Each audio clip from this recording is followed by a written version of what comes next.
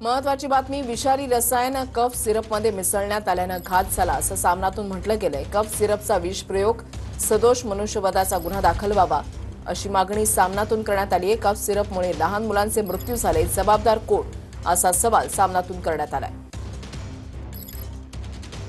नेमका सामनामध्ये काय म्हटलेलं आहे तर रोगापेक्षा इलाज भयंकर अशी एक म्हण आहे। मध्य प्रदेश आणि राजस्थानमध्ये नेमकं तेच झालंय।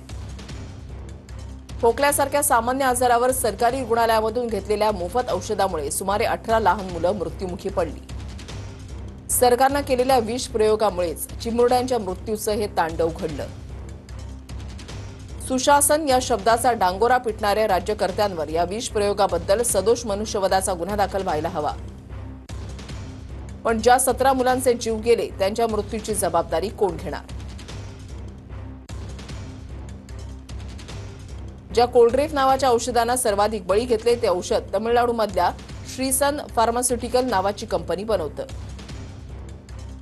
औषधाचा उत्पादन खर्च कमी करण्यासाठी कंपन्यांनी हे पाप केलं।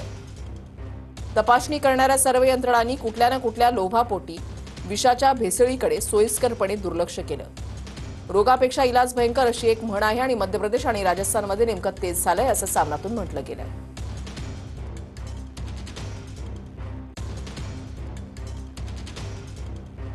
खोकल्याच्या औषधाच्या नावाखाली सरळ सरळ विषाच्या बाटल्या वाटल्या जात होत्या।